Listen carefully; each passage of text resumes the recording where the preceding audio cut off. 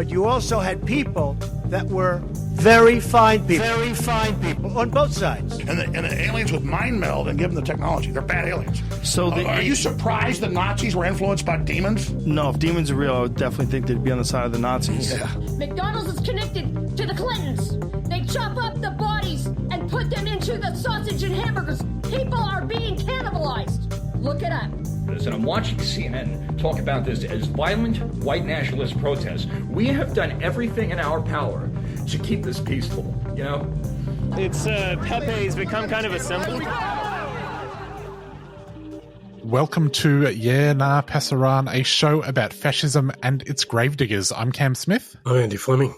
And we're joined by our correspondent from Biden's, soon-to-be Trump's America again, Jason Wilson. Thanks for having me, guys. Jason, you've been on a little bit of a tear with the old investigative journalism.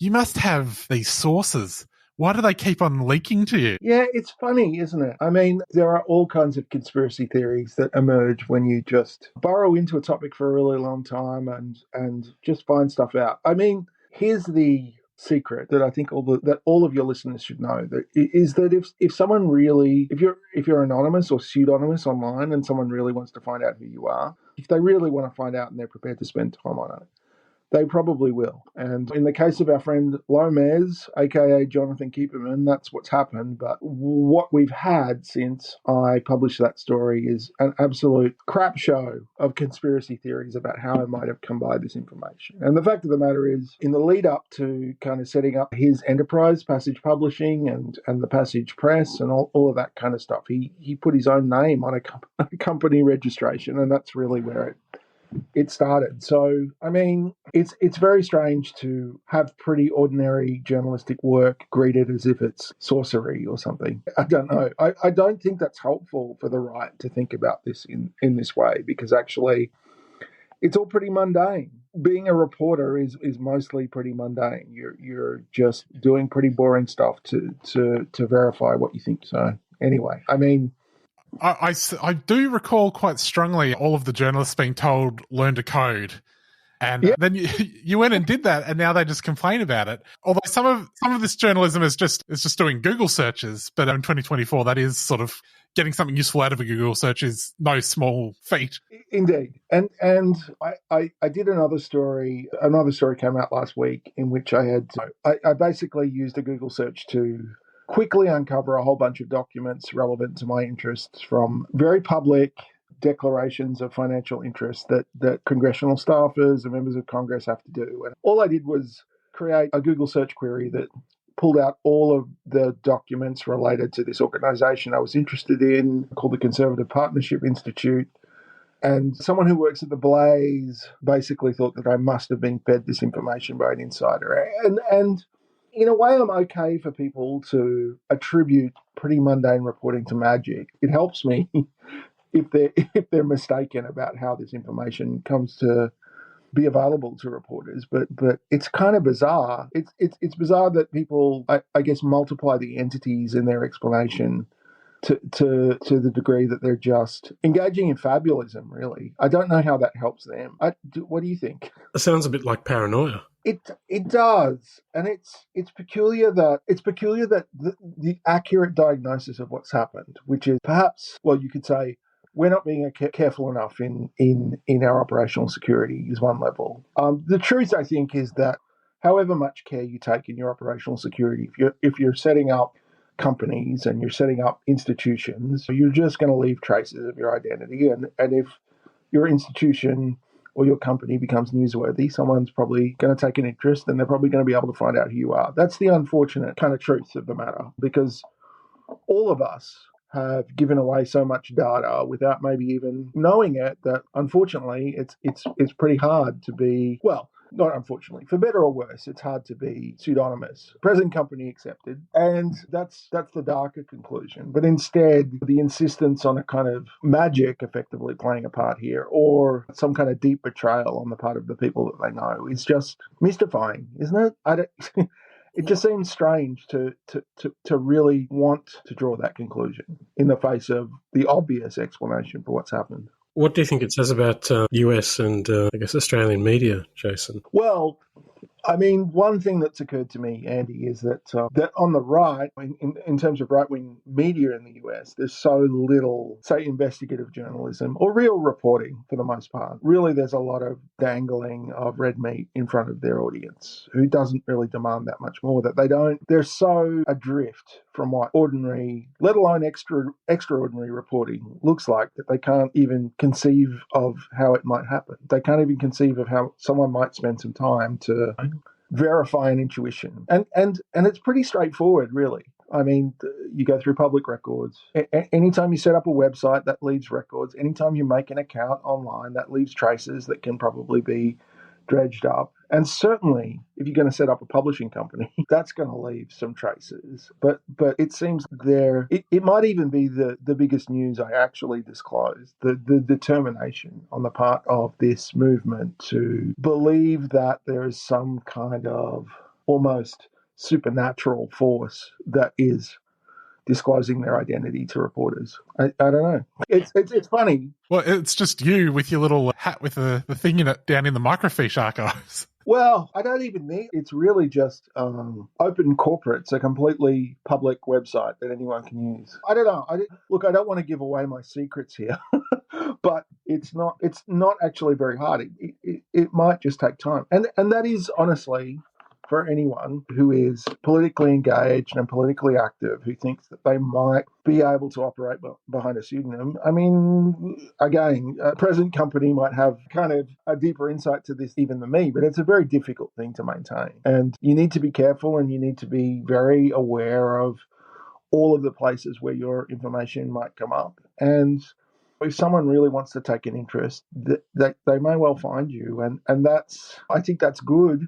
As a reporter, it helps me as a reporter, as a human being and a citizen and an inhabitant of the world. I mean, the context of that is not great. The context of that is that you don't even know maybe where your information has ended up. You don't know what kind of information about you is accessible to people. And you don't know, ultimately, you can't predict how curious someone might be about who you are. So, I don't know. That's the thing that struck me. I mean, I think that the story I pursued was newsworthy, and this is someone who's running a publishing company that has an income, at least in the six figures, is platforming prominent racists, is running a 4-city speaking tour, which is attracting apparently hundreds of people in each case who are fans of Steve Saylor, who probably then agree with him to a large extent about the superiority of white people over other races, which is a big collection of people who maybe people of color are going to be uncomfortable in or near that gathering. I mean, it's all pretty clear public interest stuff. And so the response to that, the anger at someone being exposed, is kind of water off a duck's back. But I am sort of bemused by the determination to believe that that information could only be turned up by nefarious means. It's really intriguing to me and interesting to me that belief is so robust, I guess. Do you know what I mean?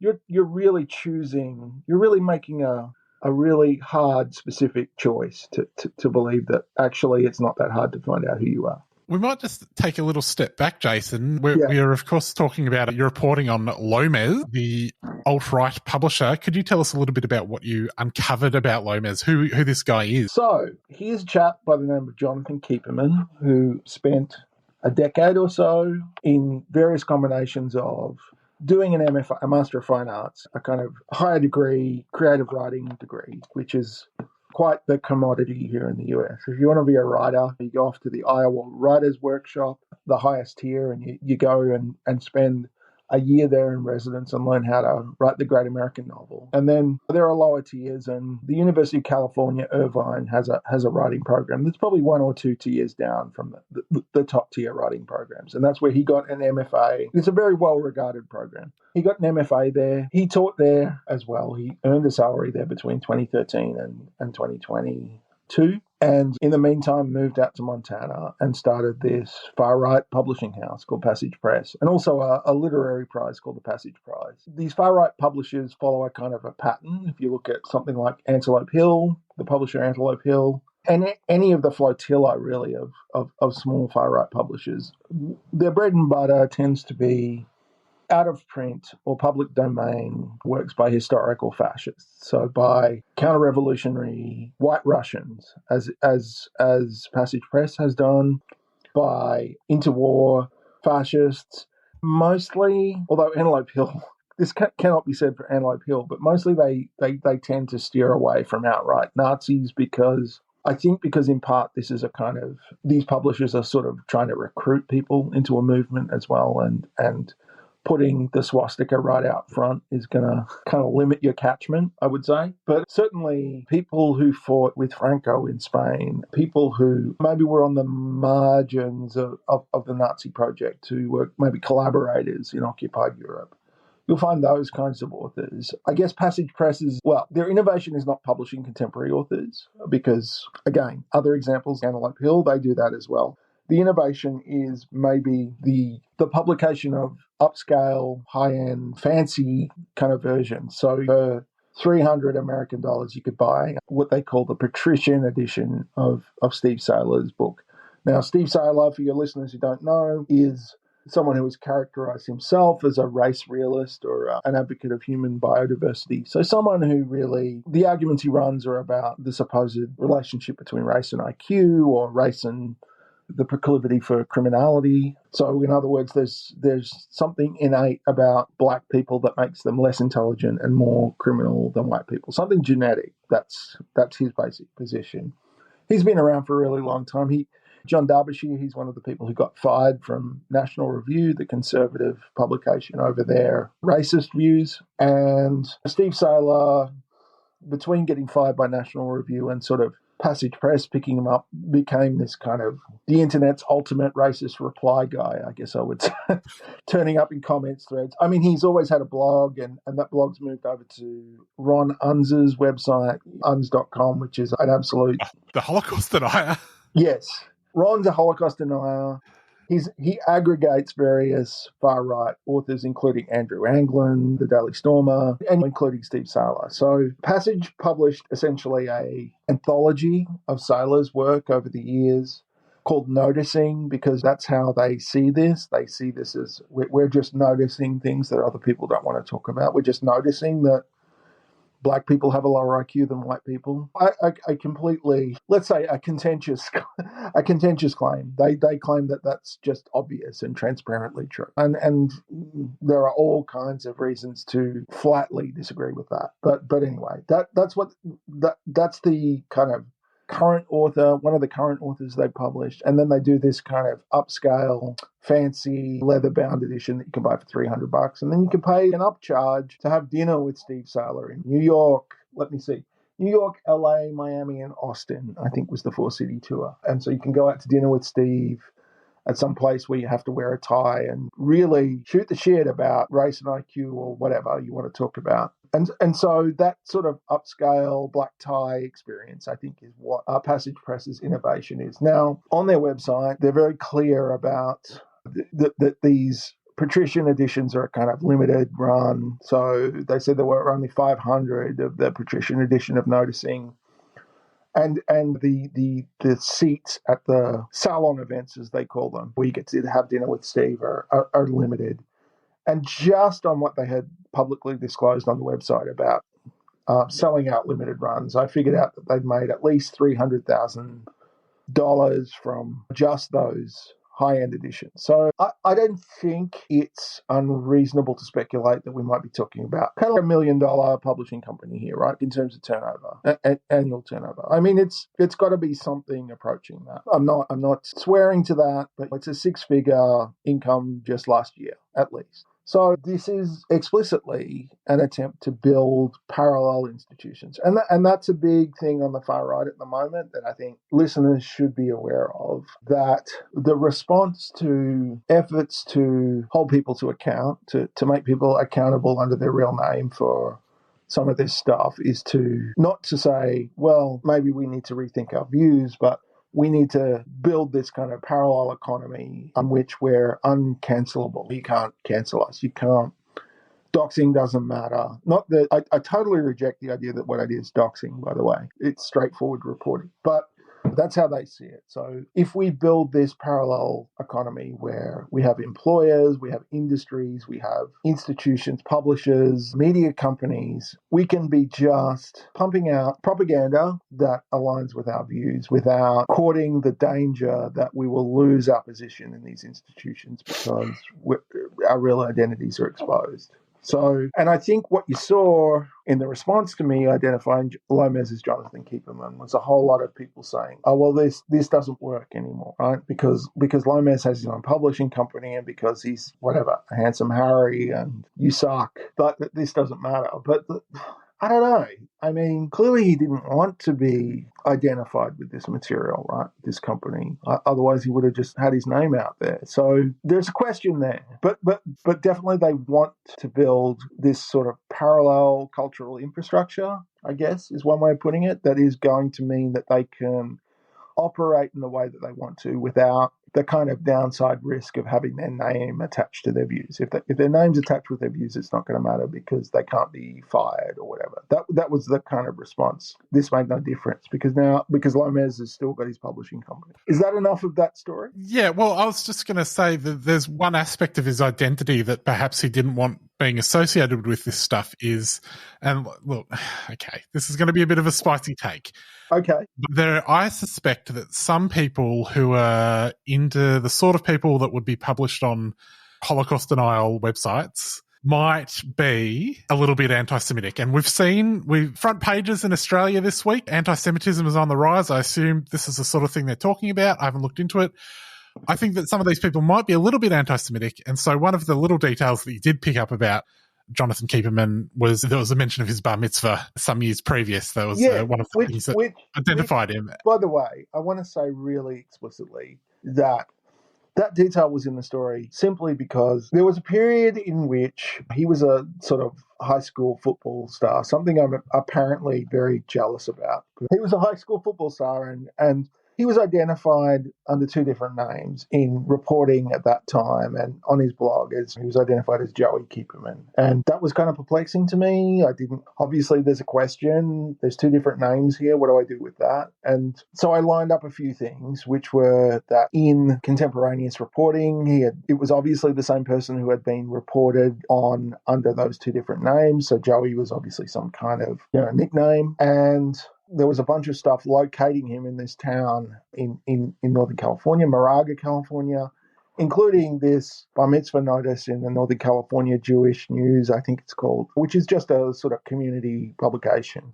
But you're absolutely right. This has caused ructions because the more openly anti-Semitic part of the American far right, the Nick Fuentes kind of led gropers, for example, have deployed this in a kind of conspiracy theory about, I don't know. So again, for your listeners, it is true that a number of influences in a particular segment of the far right, so Bronze Age pervert has Jewish heritage. I'm not sure if he's religiously Jewish. I'm not sure about his connections with Judaism or the Jewish community in the United States, but he's from Romania originally, and he is Jewish, or at least has Jewish heritage.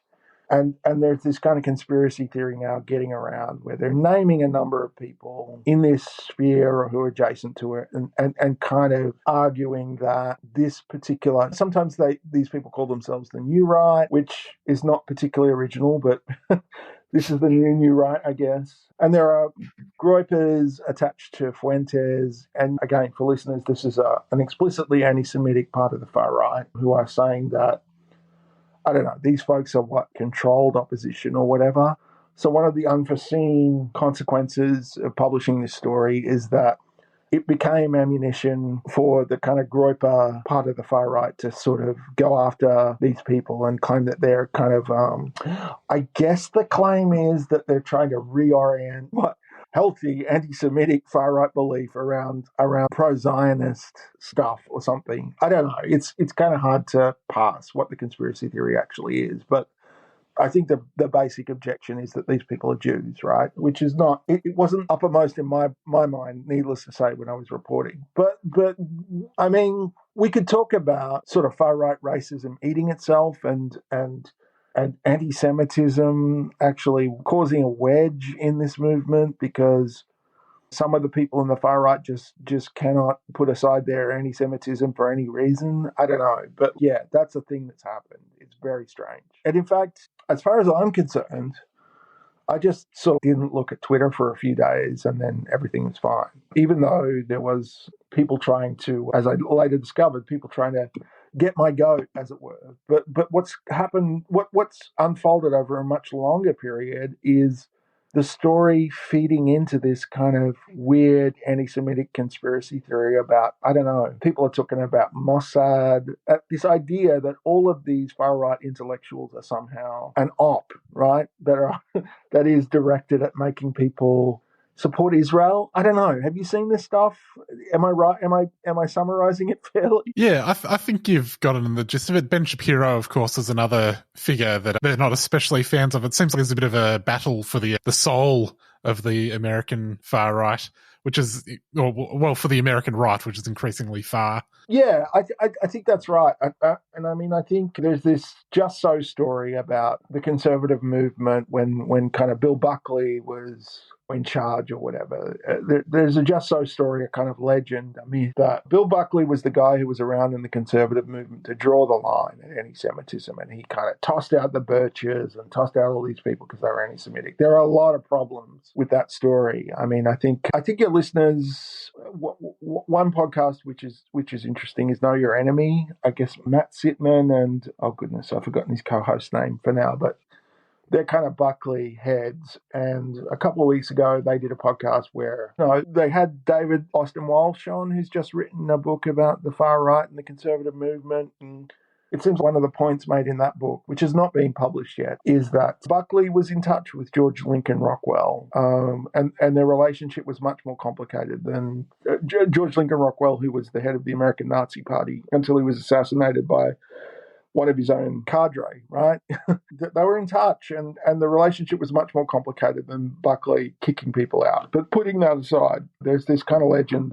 that there was a kind of hygiene being carried out on the American right, where outright anti-Semites and kind of neo-Nazis were sort of excluded from any positions of influence. Well, to the extent that was true, and we've got every reason to think that the extent to which that was true was not that far, it's certainly not true now.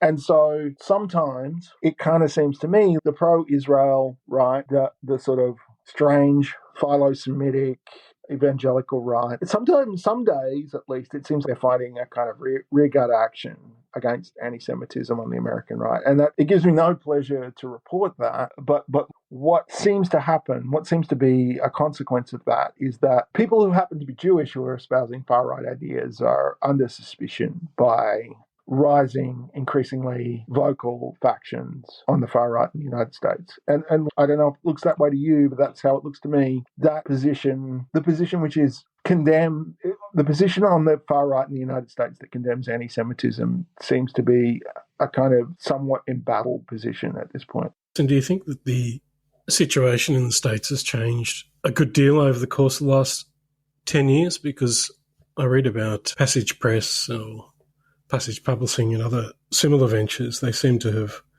increased somewhat in number and support, but they also strike me as being populated by figures that resemble men like Richard Spencer and so on.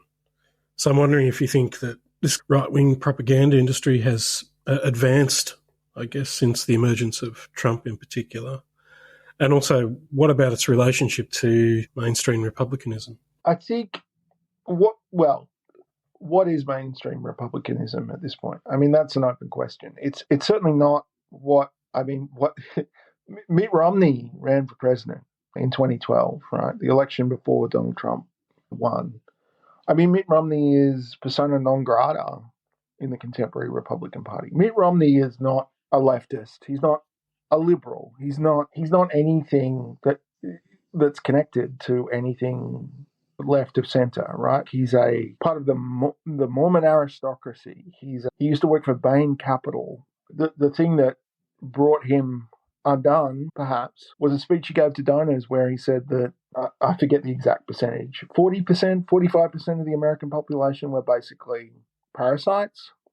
You know what I mean? He's not a social, cultural, political liberal, right? But he's persona non grata simply because I guess he's an American constitutionalist of some kind. He's wedded to the procedural nature of American constitutionalism. He's wedded to, if not the idea of substantive democracy, at least the idea of Republican procedure, right? And to the inviolability of Congress and the courts and the peaceful transfer of power and some referendum on the president every now and again on government, right? He thinks government, like elections. Yeah, elections, however broadly conceived, right? I mean, I'm sure he could probably cope with state houses appointing senators or whatever. There's a big scope there that includes some anti-democratic stuff, but he's not about tyrants just sort of seizing the apparatus of government to give him his due. I don't think that's what he's into, and that's why he's persona non grata in the contemporary Republican Party. So that's changed. I mean, I got here in 2013, and I didn't think that the Republican Party wanted to destroy the Republic. And I don't want to sound all Lincoln Project here or whatever, but it seemed there were some limits on their behavior, right? Some public perceptions that they wanted to live up to, some red lines that they at least needed to pay lip service to. And that's all gone. But in answer to your question about these parallel institutions, these publishers and stuff, I mean, these guys always talk about moving the Overton window, right? That's their whole mission, to sort of make acceptable things that were previously unacceptable, right? To make discussions of race and IQ sort of acceptable in mainstream venues where perhaps, certainly in certain articulations of that idea, they weren't before. I mean, don't want to kid myself or you about the fact that Charles Murray has been a literary celebrity effectively in this country for, 20, 30 years. But he had to work hard, and things like the inherent criminality of black people have been, for people who believe in that, there was a time when that was hard to sort of just start talking about out loud. They're trying to change that, and I think that they're meeting with some success. And I think that the thing that I didn't get across in the story, because it's hard to talk about as an investigative reporter, you really need smarter people to take it up. But if you want my take, the thing that I don't know about Overton windows, I think that's a dumb that's reductive and sort of simplistic social theory, right? But it's also hard to pin them down, right? It's hard to pin them down because they're not the alt-right who are openly ideologically. I talked to Richard Spencer back in 2000. I remember I got him on the phone. I talked to him, and I said, "What's the alt-right all about?" And he said, "Well, it's about race is real." And he had this list of claims that were obviously directly opposed to whatever the liberal democratic consensus was at that time. These guys are they're a little harder to pin down. They're a little more slippery. I mean, okay, sure. If you're publishing Steve Saylor, there's something obvious about that. But they're not prepared to put a laundry list of political claims out there. They're not prepared to put a laundry list of they're not prepared to put a sort of explicit racial hierarchy out there. They're not prepared to say that the Northwest Territorial Imperative is what we need to do. Jared Taylor's not necessarily the Northwest, but we need a separate white ethno-state. They're not prepared to sort of give hostages to fortune that way. They're opening up this grey area, I think, where they're definitely saying things that were outside any liberal democratic consensus that existed when I arrived in this country. But it's more difficult to pin down as you're just a Nazi, right? It's more they're trying to present it as we're speaking a particular uncomfortable truth. We're not prepared to sort of explicitly say what the context of that is in terms of our overall view of the world, right? But we're ambiguous enough that we can get big mad when someone in our milieu gets identified under their real name. Does that make sense? It's a little bit more subtle and skillful than what we've seen before, and I'm terribly afraid that well, maybe by the time this comes out, this story will be out. But someone from The Blaze reached out to me the other day. They're writing a story about doxing, and Lomez is the kickoff point for this story, and they reached out to me for comment. And that's fine. I gave them a comment. I'm a courteous professional, but it's why is The Blaze, which is Glenn Beck's post sort of Fox News venture, why do they feel the need to go into bat for this guy? How has that been engineered? How is it that Steve Saylor's publisher is something that a conservative media outlet is prepared to pour resources into defending, right? That's changed. Jason, not so difficult to pin down, but requiring a little bit of work. You also have written a story about Eamon Bundy's militia, who have been practicing a little bit of entryism within the Republican Party in Oregon.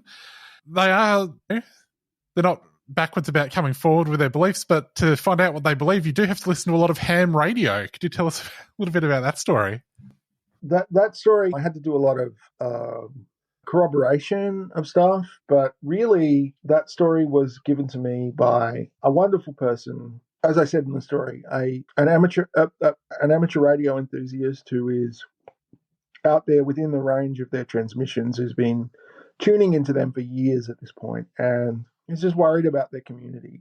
Really, I just had to make sure it was all above board and make sure that call signs and names were matched in FCC records. But so most of the credit for that story actually goes to this person who has been working hard on their own time to really thoroughly catalogue what's been happening out there. But yeah, I mean, the meat of the story is that Eamon Bundy during COVID started a movement, I guess, called the People's Rights Network. Any vax, any mask, any public health response to the pandemic.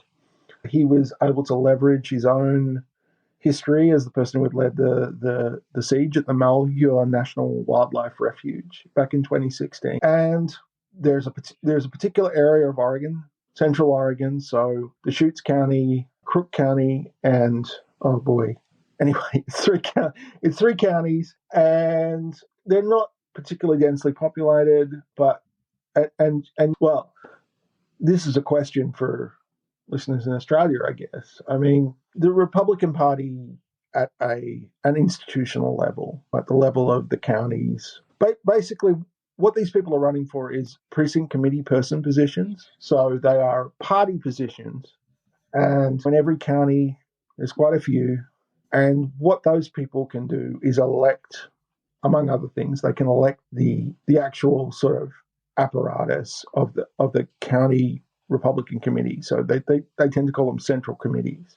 So those people can elect the county chair and vice chair of the central committee of the Republican Party. And that, in turn, gives them leverage over who is supported for running for Congress or running for state positions, right? Elected positions. So there's a whole political theory on the right, I guess, at the moment about the precinct strategy. So we can take over the Republican Party from the ground up because the Republican Party is dominated by rhinos, Republicans in name only, and it's corrupted. But we can, if we take over the party from the ground up, we'll eventually be in control of it. And yeah, that's what they've been doing pretty successfully in People's Rights Network Oregon 5. So they divided the country up into states and into areas. And this 3-county area is People's Rights Oregon 5. And, you know, as I have it in the story, as others told me, Bundy, his stocks aren't high at the moment, even with the people who you would ordinarily imagine to be his fans. So he was sued for libel by a hospital system in Idaho after he accused them of all kinds of things that probably don't want to repeat on Australian radio, but basically they accused him of libel. He sort of set up a situation where he's able to resist subpoenas, and then eventually he's fled the state, fled to Utah in the face of an enormous default judgment against him and one of his offsiders. But a lot of the people's rights groups Devin Berghardt from EHR, they're a human rights and extremism monitoring group based in Seattle, I think. Devin told me that while a lot of the people's rights groups they were recruiting up to 1,000 people a week before the court case, and then it dropped right off to hundreds a week across the network. It's in decline. But that particular area of Oregon pivoted pretty early to, well, let's leave behind COVID conspiracy theories or whatever the next big conspiracy theory is, and let's get into politics.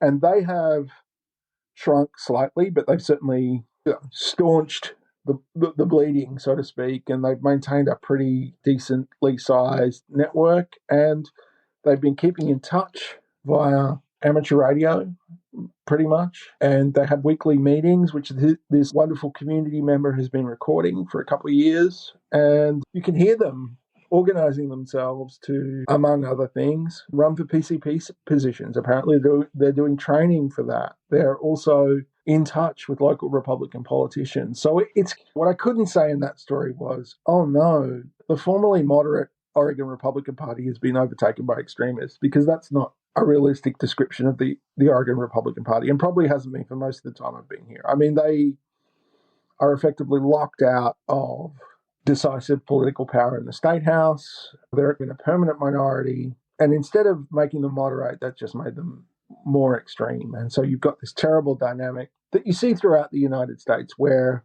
maybe it would make sense to moderate in terms of winning general elections, but it makes no sense in terms of winning primaries, right? And so really, I think this group is pushing on an open door. That's what I was going to say earlier about your Australian listeners. I mean, I don't know how moribund Liberal Party branches are in whatever, Gippsland, for example. They're probably pretty moribund, though. They're probably a small group of older folks who are not doing a lot except meeting up. But in terms of constitutionally, in terms of those parties, those branches can have a lot of power, maybe. It just depends. And that's what happened in Eastern Oregon. And the other thing is that those moribund branches might not actually be very resistant to the incursion of groups like this, because their problem is a lack of activists and a lack of enthusiasm and a lack of people wanting to actually do anything a lot of the time. And so they might actually welcome incomers, newcomers who have enthusiasm and who are prepared to sort of prosecute political goals through the party's infrastructure. So that's what's happening out there. I counted at least 66. As my source said, there may be more. It's just we can't line them up with call signs on amateur radio. But they're definitely a force. I would say that they're pretty much in control of the Republican Party in at least one of those three counties, even though the sort of anti-vax impetus of the People's Rights Network has dissipated. Ammon Bundy is much diminished as a political figure. The broader network is maybe not up to much, but there are places where it's still organised and still very much interested in political power. Well, Jason, those sound like Seppo problems for America. Yeah. It would never happen here. Right. Thanks for. I'm sure that the Liberal Party has strong procedures in place to stop anything of the like. Oh, of course, and the Young Nationals. Jason, thank you so much for joining us. If people want to find you, you're all over the internet. But check out The Guardian. Jason Wilson, thanks for coming on the show. Oh, thanks for having me as always, guys. Lovely to talk. Well, Andy, that is our program. We'll be back next week. See you later. See you then. Say my name when no one is around you. Say, baby, I love you if you ain't running game. Say my name. You're acting kind of shady. Ain't calling me baby. Why the sudden change? Say my name. If no one is around you, say, baby, I love you if you ain't running game. Say my name. You're acting kind of shady. Ain't calling me baby. Better say my name. Any other day I would call you and say, baby, how's your day? But today it ain't the same. Every other word is yeah, okay. Or could it be that you are at the crib with another lady? If you took it there, first of all,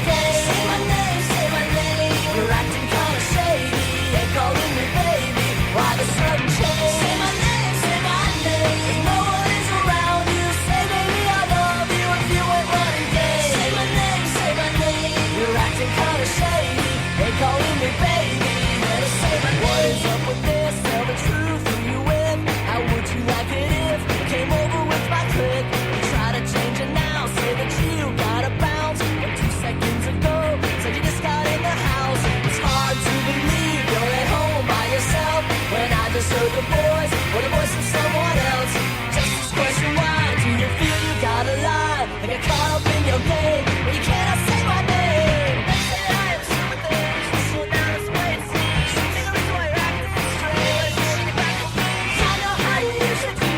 Everything to me comes true. I get to the stage now for someone said and tell me who.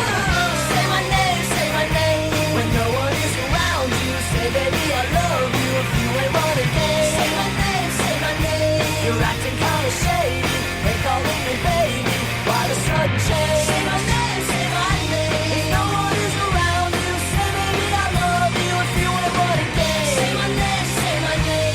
You're acting kinda shady. They calling me baby. Better say my name. Yeah.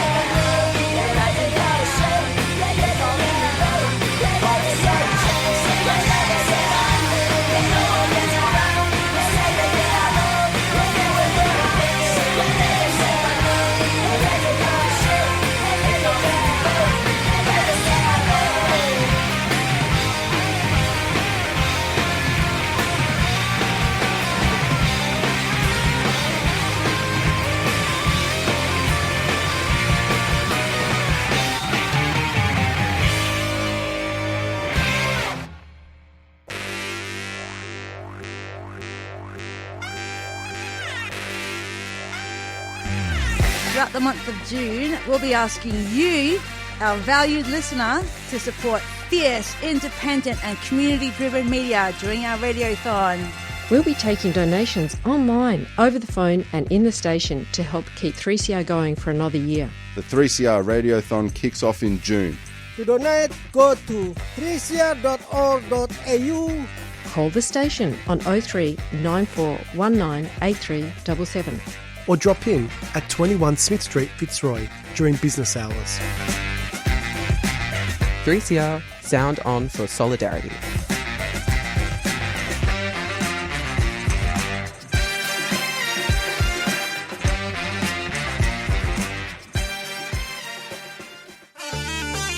Stand in solidarity with Palestine this Sunday.